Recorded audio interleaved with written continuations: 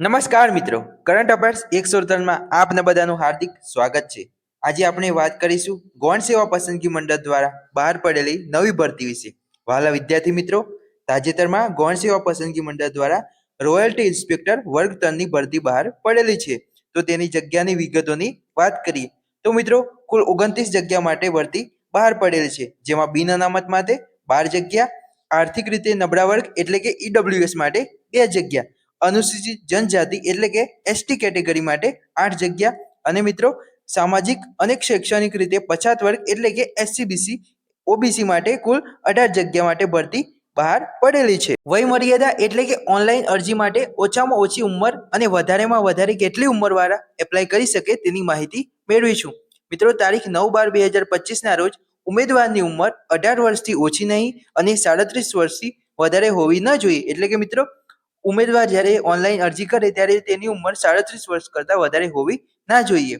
મિત્રો, વિવિધ કેટેગરી માટે વય મર્યાદા અલગ અલગ પ્રકારની છૂટ આપવામાં આવી છે, જે તમે તસવીરમાં જોઈ શકો છો. મિત્રો, પગાર ધોરણની વાત કરીએ.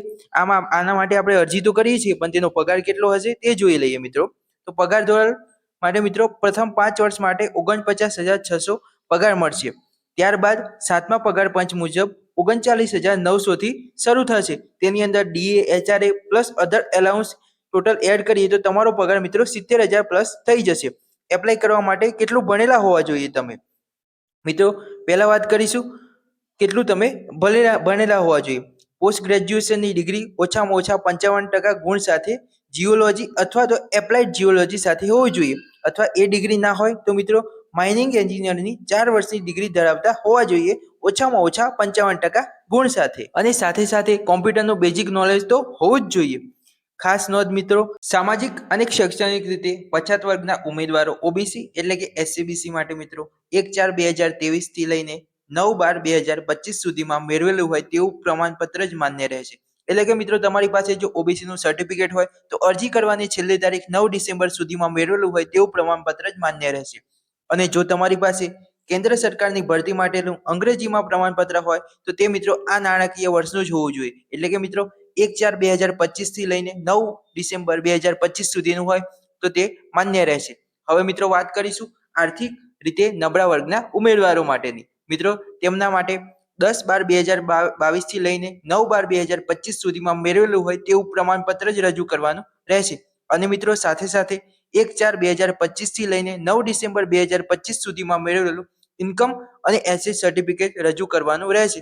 એટલે કે મિત્રો આ નાણાકીય વર્ષનું ઈડબ્લ્યુએસ ના ઉમેદવારો માટે ઇન્કમ અને એસેટ સર્ટિફિકેટ રજૂ કરવાનું રહેશે. આ જાહેરાત એટલે કે રોયલ્ટી ઇન્સ્પેક્ટર માટે ઓનલાઈન અરજી કરવાની રહેશે, જે 25 નવેમ્બર 2025 થી લઈને 9 ડિસેમ્બર 2025 સુધી અરજી કરી શકાશે. પરીક્ષા ફીની વાત કરીએ તો મિત્રો, બિન અનામત વર્ગ માટે 500 રૂપિયા ફીસ, અનામત વર્ગ માટે 400 રૂપિયા ફીસ રહેશે. પરીક્ષામાં ઉપસ્થિત રહેલા ઉમેદવારોને પરીક્ષા ફી પરત મળવાપાત્ર રહેશે. હવે મિત્રો આપણે વાત કરીશું પરીક્ષા પદ્ધતિની. તો મિત્રો, પરીક્ષા પદ્ધતિ ઓએમઆર પદ્ધતિથી લેવામાં આવશે, જેમાં 2 ભાગ રહેશે. જેમાં પાર્ટ એમાં તાર્કિક કસોટીઓ અને ડેટા ઇન્ટરપ્રિટેશન જે 30 ગુણનું રહેશે. ગાણિતિક કસોટીઓ 30 ગુણની રહેશે. એટલે કે મિત્રો પાર્ટ એમાં કુલ 60 ગુણના પ્રશ્નો પૂછવામાં આવશે.